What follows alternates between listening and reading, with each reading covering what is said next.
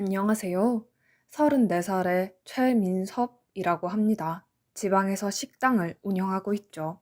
요즘 TV에도 맛집이라던가 요리 프로가 참 많은데 요즘은 광고성이 너무 많아서 맛집 채널을 믿지 않는다고 하더군요. 하지만 예전에 TV에서 나오는 맛집들은 진짜였습니다. 옛날에 저희 가게도 맛집이라면서 방송에 소개되었어요. 그땐 아버지가 운영하실 때였거든요. 전 그런 유명한 가게의 장남이었고요. 광고라고 하실 수도 있으니 정확하게 어떤 메뉴인지는 말씀드릴 수는 없지만 메인 요리는 양념된 고기입니다. 본인의 인생의 절반 이상을 이 메뉴에 쏟아 부으신 아버지 덕에 예전부터 지역 주민들 사이에서 맛집이라고 소문이 자자했죠. TV에 소개가 많이 되면서 지역뿐만 아니라 여행객들에게도 유명한 곳이 되었습니다. 그러면서 여기저기에서 따라하는 곳이 우후죽순처럼 생겨났죠. 그래서 저희 집에서는 자구책으로 저희 가게는 한결같은 맛을 유지하기 위해 체인점을 두지 않습니다. 땡땡 식당은 오직 이곳 한 곳입니다 라고 써붙이고 영업을 했죠. 가게 주방 운영은 아버지와 어머니가 서로 담당하는 부분이 있었는데 아버지는 주로 메인 요리를 담당하셨어요. 고기 선별에서부터 시작해 손질, 양념, 숙성까지 담당하시고 어머니는 주로 김치와 밑반찬들을 담당하셨지요. 우리 집 고기 맛도 끝내줬지만 엄마의 김치와 밑반찬에 반해서 찾아오는 사람들도 많았습니다. 결혼 전부터 유명한 음식점 주방에서 일하던 아버지는 오랫동안 아버지의 스승님으로부터 비법을 배우기 위해 부단히 노력하였다고 합니다. 그때 거기서 일하시면서 서빙 직원이었던 엄마를 만나셨고 두 분은 연애를 하게 되셨죠. 그러다 제가 생기면서 빨리 결혼을 하게 되었습니다. 22살의 어린 나이였던 엄마는 외할머니와 외할아버지께 쫓겨나고 말았지만 말이죠. 두 분이 결혼한 이듬해에 제가 태어났고 2년 뒤에 동생이 또 3년 뒤에는 막내 동생이 태어나면서 저희 가족은 5식구가 되었죠. 그리고 아버지는 스승님 밑에서 일한 지 13년 만에 아버지의 식당을 차릴 수 있었습니다. 그제서야 스승님의 인정을 받으신 거죠. 그렇게 아버지는 스승님의 조언대로 8개의 테이블을 놓을 수 있는 작은 규모의 식당에서 시작하셨습니다. 나중에 듣게 된 이야기로는 아버지의 스승님께서 혼자 하는 주방 일이 손에 있고 독자적인 소스를 개발할 수 있을 때쯤 확장하라고 하셨다더군요. 어머니 역시 아버지가 식당을 차리셨으니 두 팔 걷어붙이고 도와주셨죠. 이제 앞으로 우리 가족의 생계가 달린 일이었으니까요. 부모님이 결혼을 하실 때 인연을 끊으셨던 외할머니와 외할아버지는 막내가 태어나기 직전부터 서로 왕래를 하기 시작했는데 외할머니표 김치 맛이 최고였어요. 제가 외할아버지 댁에 처음 간 것은 6살 때였는데 그때까지 김치를 좋아하지 않던 제가 할머니의 김치에 밥 한 공기를 다 먹었다는 이야기는 귀에 딱지가 않도록 듣곤 했네요. 식당을 오픈하면서 그 맛있는 김치를 식당에서 제공하고 싶었던 어머니는 외할머니께 부탁을 드렸고 외할머니는 자식 잘 되는 일이니 흔쾌히 도와주셨죠. 처음에는 할머니께서 직접 김치를 담가 주셨어요. 그 덕인지 장사는 점점 잘 되었고 하루에 소비되는 김치 양이 늘어가자 어머니는 할머니에게 김치 담그는 방법을 직접 점수받아서 어머니가 대신 담그기 시작했습니다. 물론 처음에는 할머니의 김치 맛을 따라가지 못했지만 그래도 단연간 노력하신 끝에 엄마도 할머니 못지않은 맛있는 김치를 만들게 되었죠. 제가 초등학교를 입학하던 해에 개업한 아버지 식당은 순풍에 돛을 담듯 순항할 수 있었습니다. 그 덕에 저는 초중고 다니는 내내 고깃집 아들이란 말을 듣고 살았어요. 그만큼 우리 동네에서 유명한 고깃집이었죠. 부모님은 저 형제를 위해 열심히 노력하셨지만 정작 저는 공부는 잘 못했습니다. 어렸을 때부터 부모님이 장사하시다 보니 공부하는 방법을 알려주는 사람이 없었거든요. 숙제가 있어도 따로 봐줄 시간도 없으셨고 솔직히 저도 다 핑계라는 거 합니다. 부모님이 바쁜 환경 속에서도 동생들은 알아서 공부를 했으니까요. 어릴 때 저는 개그 프로를 많이 보는데 동생들은 자꾸 EBS 교육방송을 보더라고요. 재미도 없고 지루하고 따분할 텐데 솔직히 지금도 이해는 안 갑니다. 게다가 동생들은 시험도 100점 맞아오고 우등상도 받다 보니 아버지는 저보다 동생들을 훨씬 예뻐했어요. 용돈도 형인 저보다 동생들이 더 많이 받았죠. 전 그냥 찬밥이었어요. 그러다 보니 항상 차별받는다는 생각을 하고 있었죠. 그런데 차별받는 것을 확실히 알 수 있는 일이 생겼습니다. 2002년 월드컵 때였는데 당시 저는 중학교 2학년이었어요. 저희 집 TV가 제일 커서 친구들이랑 집에 모여서 TV를 보고 있는데 13살이었던 동생이 제발 조용히 하라고 소리를 지르더라고요. 공부하는 게 뭐 대단한 일이라고 제 친구들이 있는 앞에서까지 유세인가 싶었습니다. 솔직히 친구들 앞에서 너무나 창피했어요. 동생이 형한테 기어오르는 모습을 보여준 것 같았죠. 그래서 주먹을 날렸습니다. 그리고 저는 그날 부모님한테 엄청 혼났습니다. 너 동생한테 이게 뭐 하는 짓이야? 아, 친구들 있는 데서 조그만 게 까불잖아요. 공부한다는 동생 도와주지는 못할 망정 집에 왜 친구들을 데려와서 소리를 지르고 놀아? 그렇게 공부가 하기 싫으면 가게 나와서 일이나 도와. 라고 말씀하시는 아버지에게 내심 서운했습니다. 공부 잘하는 자식만 자식으로 생각하시는 것 같았거든요. 그래서 반항심이 생겨서 더 공부를 멀리했던 것 같아요. 물론 공부가 재미없기도 했고 지루하기도 했고 친구들이랑 노는 게 더 재미있었으니까요. 그렇다고 나쁜 길에 빠진 건 아니었어요. 남들 겪는 사춘기 시절이랑 비슷했지요. 문제집 산다고 하고 그 돈으로 PC방 가고 만화방 가고 먹을 것 사 먹고 하는 정도였어요. 그렇게 놀다 보니 성적은 바닥이었고 성적에 맞춰서 공고로 진학했습니다. 요즘은 아니지만 그 당시 공고는 날라리들이 가던 학교였어요. 그래서 교내 학업 분위기는 전혀 없었죠. 저는 중학교 때처럼 친구들이랑 어울려 아무 생각 없이 놀기만 했어요. 그러던 어느 날 아버지 가게가 유명한 TV 프로그램에 나왔고 그날 이후로 손님이 몇 배는 늘었던 것 같아요. 지금까지 시청률이 낮은 TV 채널에 나온 것과는 차원이 다르더군요. 그도 그럴 것이 그쯤 TV에 나오는 맛집들은 협인 경우도 많았던데 아버지 가게가 나온 방송은 돈 주고 나올 수 없는 곳이라는 소문이 자자했던 곳이었어요. 그 방송에 나오니 몰려드는 손님이 엄청났죠. 가게에 줄이 끝도 없었습니다. 그러다 기다리는 손님이 너무 많아지다 보니 아버지는 스승님과 상의해 가게 규모를 확장시키기로 하셨어요. 확장시키면서 망하는 가게도 많다고 하던데 아버지의 가게는 더 잘 되었습니다. 그렇게 정신없이 바빠진 가게에는 늘 일손이 부족하다 보니 주말이나 학교 쉬는 날이면 가끔 가게 나가서 돕기도 했어요.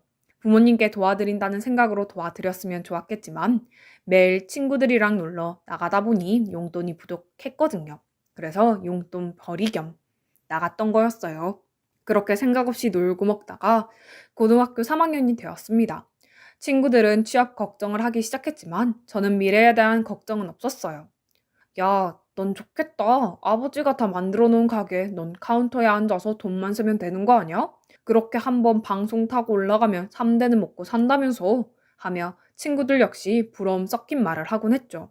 저도 친구들 앞에서 당연하다고 말했지만 사실 그렇지 않았어요. 그때까지도 아버지는 저와 동생들을 차별했으니까 그것에 대해 불만이 많이 쌓인 상태였고요. 물론 제가 공부에 관심이 없었던 거 맞아요. 하지만 그것도 어느 정도 따라잡을 수 있어야 노력이라도 하는 건데 동생들은 제가 범접할 수 있는 수준이 아니었습니다. 둘째는 유학을 가고 싶어서 알아보는 중이었고 이제 중학생이 된 막내는 외고를 목표로 공부하고 있었어요. 그리고 공부를 잘하다 보니 둘 다 서울 이모 집에서 지내며 각종 사교육을 받으면서 공부를 하고 있었죠. 이 집에서 공부를 못하는 건 저 하나뿐이었죠. 그러다 보니 전 그저 미운 오리 새끼였습니다. 아버지도 절 바라보실 때면 한심하다는 뜻이 보시니까요. 이런 식으로 고등학교를 졸업해봤자 가게에서 알바나 하고 있을 것 같았습니다. 아버지가 호락호락하게 가게를 넘겨주실 것 같지도 않았죠. 그렇게 고3이 끝나가고 대학교는 안 갔습니다. 제 성적에 대학교를 가봤자 등록금 주면 입학할 수 있는 그런 수준의 대학밖에는 못 갔을 테니까요. 그렇게 전 예상대로 아버지 가게에서 서빙을 하기 시작했습니다. 그러던 어느 날 어떤 손님이 고기 양념 맛이 변했네 어쩌고저쩌고 하면서 트집 잡기 시작했어요. 어머니는 그 손님에게 무작정 사과하기 바쁘셨고 저는 그 모습이 무척 싫었습니다. 그래서 그 손님 쪽으로 가서 말을 했죠. 그럼 먹지 말고 나가요. 뭐? 뭐라고? 이 어린 놈이 버르장 머리 없이 손님한테 무슨 말버릇이냐? 제 말에 기분이 상한 건지 손님과 저의 말싸움이 시작됐습니다. 어머니는 저에게 그만하라고 말렸지만 전 멈출 수 없었죠. 결국 주방 일을 하시는 아버지가 나오셨고 부모님 두 분 다 그 손님에게 고개 숙여 사과하셨죠. 심지어 아버지는 그 손님에게 음식값을 받지 않겠다고 하셨습니다. 답답하더군요. 그 손님은 2인분을 시켜서 거의 다 먹은 상황이었거든요. 결국 저는 아버지한테 대들었습니다. 아버지, 저런 진상들 때문에 망하는 거라고요. 저 손님이 트집을 잡는다 해도 네 놈은 손님한테 응대하는 법이 틀렸어. 우리 집 고기가 맛있다고 소문이 나서 오는 사람은 기대치가 높다는 말이다. 그러다 보면 본인이 원하는 맛이 아니면 실망할 수도 있는 거야. 그럼 굳이 돈 내고 먼 길을 달려 이 음식을 먹으러 온 손님한테 감사하고 죄송해야 하는 거지. 손님을 너처럼 상대하는 놈이 어딨냐? 아버지, 그러다가 진상한테 당하는 거예요. 당해도 내가 당할 테니 넌 이제 가게에도 나오지 마. 쓸모없는 놈. 그 말을 들으니 자존심도 상하고 절 내놓은 자식 취급하는 아버지에게 화가 나 나가겠다 마음먹었죠. 그날 밤 저는 아버지 지갑에서 돈을 훔쳤고 더는 이런 취급 받으면서 못 살아요. 성공하면 그때 다시 집에 돌아오겠습니다. 라고 편지 한 장을 써두고 집을 나왔습니다. 집에서 나온 저는 어디가 좋을까 고민하다가 아무런 연고가 없는 강원도를 향했습니다. 그리고 저는 정말 닥치는 대로 일을 해야 했죠. 그동안 부모님 품 안이 얼마나 따뜻한 것이었는지 느껴지기는 했지만 금이 환영을 하겠다는 생각에 이를 악물었습니다. 노가다도 하고 뱃일도 하고 어느 동네에서는 밭일도 했어요. 그렇게 제가 할 수 있는 모든 일을 했는데도 돈은 쉽게 모이지 않았습니다. 결국 돈이 떨어져 갈 때쯤 자원 입대를 했죠. 집에는 연락도 안 했고 부모님도 절 굳이 찾지 않으시더군요. 물론 전역하고 나서도 집으로 돌아가지는 않았습니다. 그리고 이번엔 충청도 지역으로 나와서 떠돌이 생활을 시작했습니다. 고시원에서 머무르면서 일자리를 찾아 돌아다녔습니다. 운 좋게 뻘에서 조개나 낙지 등을 잡는 일을 하게 되었는데 초보자이다 보니 작업을 하다가 미끄러져 진흙에 빠지고 말았죠. 그런데 그 상황에서 힘을 잘못 주었는지 허리를 돌릴 수 없을 만큼 많이 아팠습니다. 제 상태를 본 작업 반장님이 병원에 가보라고 10만 원을 주셨고 저는 너무 아파서 버스를 타고 병원 앞까지 갔습니다. 그런데 병원 앞에 도착하니 아까보다는 괜찮더라고요. 순간 10만 원을 병원비로 쓰기에 아까워진 저는 근처 약국에서 파스를 사붙이고 고시원으로 들어가 쉬기로 했습니다. 그런데 병원 근처 식당에서 익숙한 냄새가 나더군요. 주머니에 돈도 있겠다 다치기도 했으니 오랜만에 고기를 먹기로 하고 그 식당에 들어갔습니다. 그런데 주문한 음식을 먹는데 눈물이 나더군요. 몸이 아프고 서러워서 그랬던 건지 아버지가 해주신 맛이랑 비슷한 느낌이어서 그랬던 건지 모르겠습니다. 그냥 울컥했어요. 그날 이후로 가족이 생각나면 자연스럽게 그 식당을 찾아갔습니다. 그렇게 몇 번째 그 식당에 갔더니 어느 날 구인 공고가 붙어 있더라고요.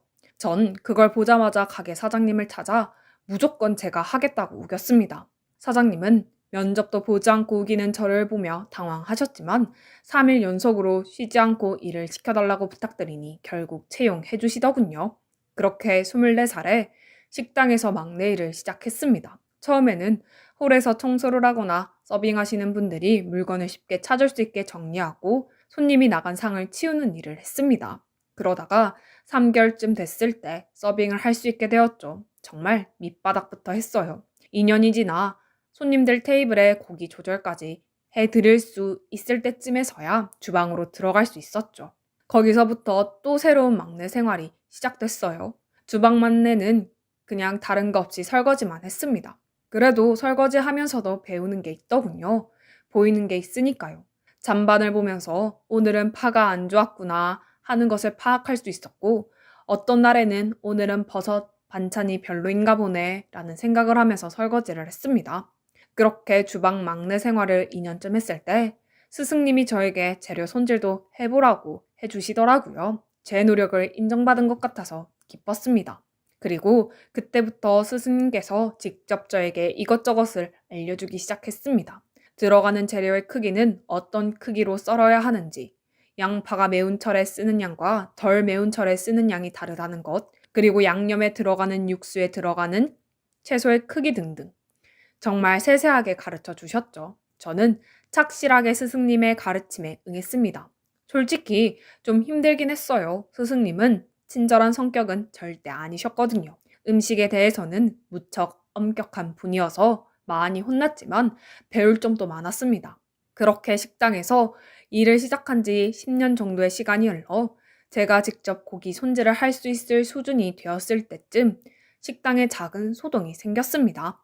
홀 직원이 어떤 손님이 음식이 입에 맞지 않는다며 다시 해달라고 한다고 고기가 담긴 그릇을 들고 왔더군요. 손님은 아기 먹일 거라며 맵지 않게 해달라고 부탁드렸는데 짜고 매워서 먹을 수가 없다고 했지만 이미 절반이나 먹은 상태였죠. 저희 양념 육수에 고추가 들어가기는 하지만 따로 양념에 고추를 넣지 않는데 아기가 먹기엔 매운가 하는 생각이 들었고 저는 직접 그 손님에게 갔습니다. 안녕하세요.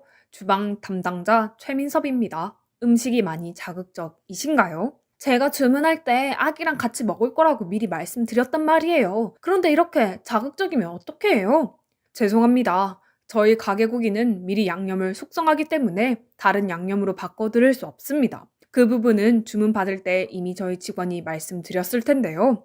제가 설명을 하자 손님은 다른 이야기는 없이 계속 못 먹겠다 하며 저희 가게를 나무랐고 저는 손님에게 사과를 드렸습니다. 먼저 실망시켜드려서 죄송합니다. 앞으로 더 연구해서 아기가 먹을 수 있는 메뉴도 따로 개발하겠습니다. 그리고 아기가 먹을 수 있는 달걀과 김을 따로 내주었죠. 다시 해달라고 한 고기에는 육수만 추가로 부어서 드렸습니다. 그러자 손님은 더 이상 무어라 이야기는 못하고 나머지 고기를 다 드시고 가셨죠. 그 일이 있은 뒤 몇 달 후 스승님은 2호점을 내신다며 저에게 2호점을 맡기겠다고 말씀하셨습니다. 10년 동안 착실하게 배운 결과가 드디어 보상받는다는 생각이 들었죠.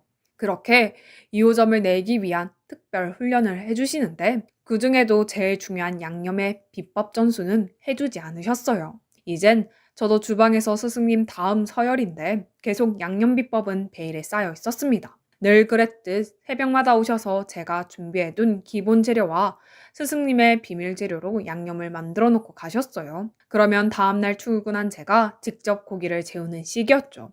저도 물론 양념 비법을 알고 싶어 스승님께 은근슬쩍 물어보기도 했고 새벽에 퇴근하지 않고 기다려보기도 했지만 스승님의 양념 비법은 전혀 알 수 없었습니다. 이대로 가다가는 2호점을 못하는 게 아닌가 하는 생각에 마음만 조급해져 갔죠. 그래서 저는 최후의 수단으로 스승님이 양념을 만들러 가게에 다녀가시고 난 뒤 혹시 부스러기라도 떨어져 있는 게 없나 싶어 새벽 시간에 가게로 가봤습니다. 대부분 스승님이 양념을 만드는 시간이 자정부터 2시까지 정도였는데 육수나 기본 재료 등은 제가 준비해두기 때문에 스승님이 주방에서 혼자 양념을 만드는 시간은 길지 않다는 것을 잘 알고 있었어요. 그래서 일부러 넉넉하게 새벽 3시쯤에 가게로 갔는데 아직까지 스승님이 주방에 계시더군요. 쫓겨날 걸 알면서도 갑자기 주방에 들어가면 작은 힌트라도 얻을 수 있지 않을까 싶어 소리를 안 내고 가게 뒷문으로 살금살금 들어갔습니다. 그런데 주방에는 스승님만 계신 게 아니더군요. 황급히 주방에서 홀로 음식이 나오는 선반 아래로 몸을 숨겼어요. 이미 양념을 다 만든 듯한 두 사람은 재료에 대한 이야기를 나누더군요. 그 순간 혹시 저 사람에게 비법을 파는 건가 하는 생각에 두 사람의 대화에 집중했습니다. 그랬더니 어떤 남자가 이걸 놓고 저걸 놓고 하며 스승님에게 가르쳐 주시더군요. 대체 누구지 하는 생각에 고개를 살짝 들어 주방을 엿보는 순간 저는 그대로 다리에 힘이 풀려 주저앉았어요. 정말 예상치 못한 인물이 스승님에게 가르쳐주고 있었으니까요.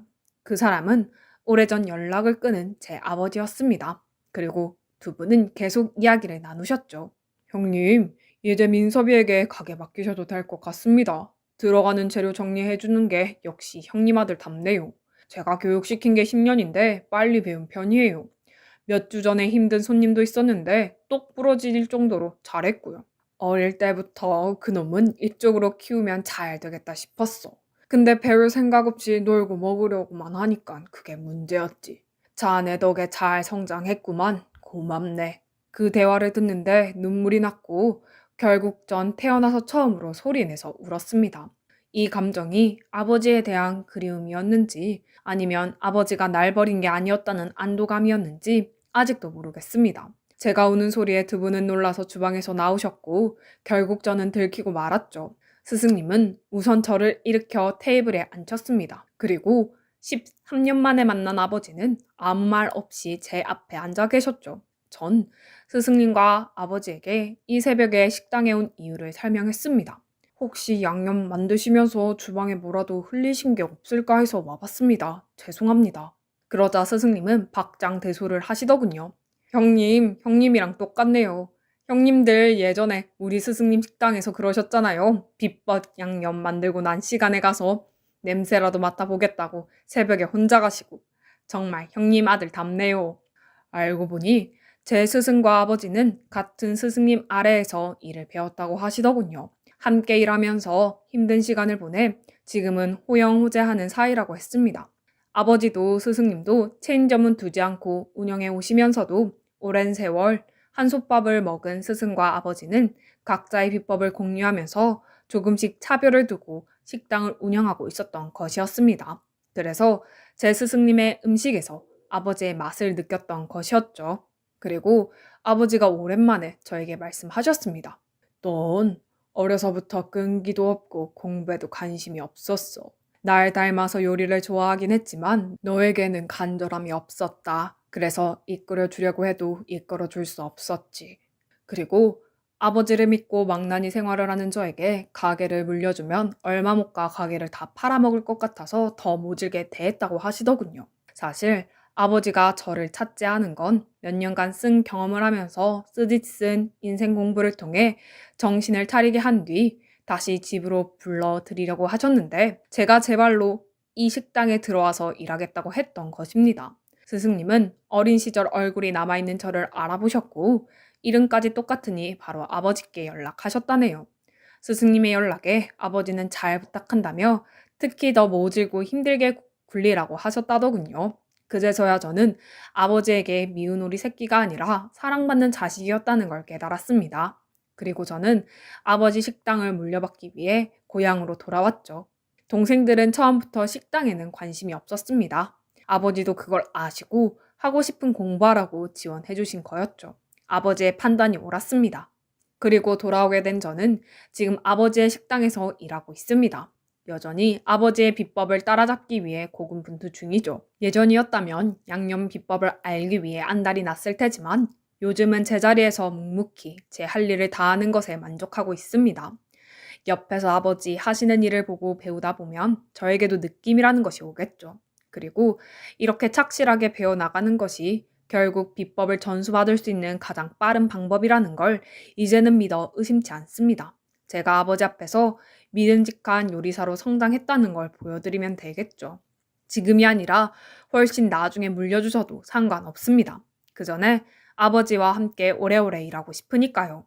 그런데 요즘은 어머니가 김치 비법 물려줄 며느리 데려오라고 난리시네요. 아버지도 환갑까지 해주셨고 외할머니도 환갑까지 해주셨으니 엄마도 환갑까지 해주시라고 응석 아닌 응석을 부리고 있긴 합니다. 그런데 어머니 환갑까지 5년밖에 안 남아서 큰일이네요. 이제 막 정신 차리고 이 세계에서 일해보니 제가 허비한 시간이 아버지가 보시기에는 얼마나 안타까웠을지 알 것 같습니다. 나중에 저에게도 후배나 자식이 생긴다면 저 역시 아버지와 똑같이 혹독한 트레이닝을 시킬 거예요.